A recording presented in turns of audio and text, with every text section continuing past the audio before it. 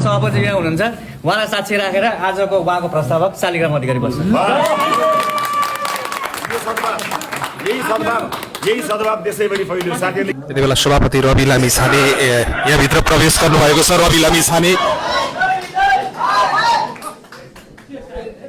रवि लामिछाने आइसक्नु भएको छ। छलफलमा यति बेला 12 क्षेत्र नम्बर 4 को छलफल जारी छ। राष्ट्रपा सभापति रवि लामिछानेलाई देख्न सक्नुहुनेछ। दर्शक महानुभावहरू, मधेसको 12 को सिमरामा यति बेला छलफलको लागि आउनु भएको छ। चितवन जाँदै हुनुहुन्छ उहाँ।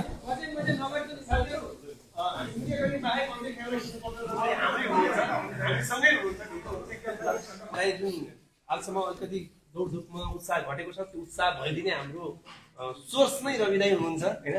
त्यो उहाँको कुराहरू म अगाडि बढाउन चाहन्छु। नमस्कार चाहिँ घन्टी साथीहरू सबैलाई जितेर आउनुहोस् है। एउटा ग्रुप फोटो दाइ, एउटा बाहिर सेयर सबैको थाहा पाएन मैले होइन, मैले एउटा चाहिँ सबैलाई जानकारी पनि गराउनु पर्ने हुन्छ। सभापति यहाँ हुनुहुन्छ, उहाँलाई साक्षी राखेर आजको उहाँको प्रस्तावक शालिग्राम अधिकारी बस्छ। यही सद्भाव देशैभरि फैलियो। साथीहरूले खिच्नु भएको छ यहाँ। सबै साथीहरूले देशैभरि अहिले भर्खरै जस्तै भन्नुभयो, प्रतिस्पर्धामा उत्रिएका साथीहरू एकअर्कालाई सहयोग गरेर प्रस्तावक समर्थक भएर जानुभएको छ। देशैभरिका उम्मेदवार साथीहरूलाई म यही अनुरोध गर्न चाहन्छु, आकांक्षीहरूलाई सबै। समयको पाबन्दी छ, यतै बसौँ। सबभन्दा पहिला चाहिँ हाम्रो रबर सरलाई चासो, चिन्ता पार्टीप्रतिको लगावले गर्दाखेरि अरू क्षेत्रभन्दा पनि 12-4 नम्बर क्षेत्र चाहिँ बारा जिल्लामा अलिकति बढी चलायमान भयो, अलिकति बढी चर्चा भयो। अब ती हुँदै गर्दाखेरि चाहिँ जति पनि उम्मेदवार आछन् ती सबै उम्मेदवार हाम्रो लागि चाहिँ के हो भन्दाखेरि बराबर। आज रबर सरले टिकट पाउँदै गर्दाखेरि अब हाम्रो सम्पूर्ण ध्यान चाहिँ रबर सरलाई कसरी जिताउने भन्नेतिर लाग्यो, उहाँ पात्रको रूपमा। तर समग्रमा हाम्रो ध्यान चाहिँ के हो भन्दाखेरि यो ठाउँमा तपाईँ हामी हिजो त्यति घन्टी भनेर लागिरहेको छौँ, त्यो घन्टीलाई अब चाहिँ संसदसम्म हाम्रो प्रतिनिधित्व हुने गरी कसरी स्थापित गर्ने भन्नेतिर लाग्यो।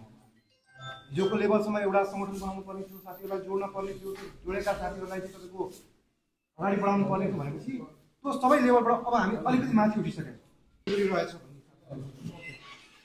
भनेपछि हामी जहाँसम्म लाग्छ त्यसको लागि तयार छौँ। 16वटा साथीहरूले चाहिँ समग्र 4 क्षेत्रलाई कसरी बुझ्नु पर्यो भने हामीले गरेको 3 वर्ष समग्र सबै रूपमा चाहिँ यसरी अगाडि बढ्दाखेरि उपयुक्त हुन्छ भन्ने हिसाबले डिसिजन गरेको छ। त्यसलाई पनि सहज रूपमा स्वीकार दिनु भएको छ, गरिँदै गर्नु भएको छ। भनेपछि मैले पनि अघि रबरसँग भने जस्तो हाम्रो पनि चाहना के हो भने व्यक्तिगत रूपमा यो राख्ने साथीहरूले धारणा राख्नु 4 नम्बर क्षेत्रको अब यहाँ अरू क्यान्डिडेट पनि हुन्छ, सबै क्यान्डिडेट एकै ठाउँमा भएको अझ राम्रो हुन्छ, अझ बेटर हुन्छ, राम्रो माहौल अन्त हुँदै हुन्छ। त्यसलाई पनि हामी प्रयास गर्छौँ। र अबको अवस्थामा चाहिँ समग्र 12-4 नम्बर क्षेत्रको चुनावी यो जति पनि हाम्रो कार्यक्रम अलिकति चाहिँ यो अब पार्टीले ठुलो गाडी हुनुपर्छ। हामी सँगसँगैका प्रतिस्पर्धी उम्मेदवारहरूले चाहिँ ती सबै उम्मेदवारलाई टिममा राखेर